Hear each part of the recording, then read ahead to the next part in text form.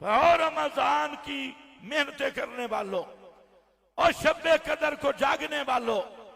اور اپنے گھروں کو چھوڑ کے مسجد میں ڈیرا لگانے والوں، میرا ذکر اذکار کرنے والوں، اس رمضان کو شان ملی قرآن کی وجہ سے، شب قدر کو شان ملی قرآن کی وجہ سے، تمہارے روزے کو مقام ملا قرآن کی وجہ سے، تمہاری نمازوں میں جان آئی قرآن کی وجہ سے، ورنہ نماز ابو جہل بھی پڑھتا تھا، روزے ابو جہل بھی رکھتا تھا،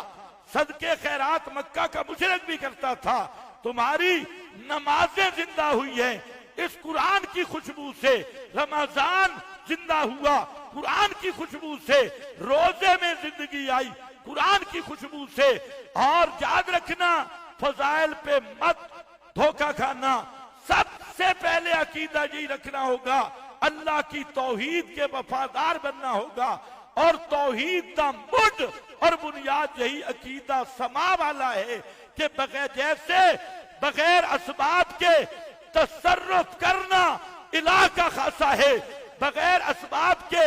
جاننا الہ کا خاصہ ہے، بغیر اسباب کے قدیر ہونا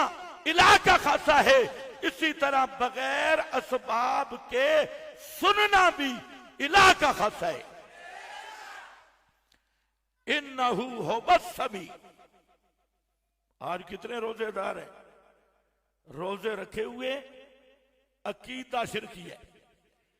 شب قدر جاگ رہے ہیں عقیدہ، جس وجہ سے شب قدر کو عظمتیں ملی وہ قرآن ہے، قرآن کو مانتے ہی نہیں۔ ادھر قرآن پیش کرو ہمارے اکابر، قرآن پیش کرو ہمارے بزرگ، قرآن پیش کرو اور ہماری روایتیں۔ یاد رکھو لوگو، کتاب اللہ یہ وہ حاکم کتاب ہے کہ ایک طرف قرآن کوئی پڑھے اور مقابل کوئی مولوی پیر اپنے بزرگ کی کتاب لائے، اپنے پیر کی کتاب لائے، اور چھوڑ بزرگوں کو قرآن کے مقابل بخاری اٹھا کے آئے، مسلم اٹھا کے آئے، وہ آدمی بھی زندیق اور مشرک ہے۔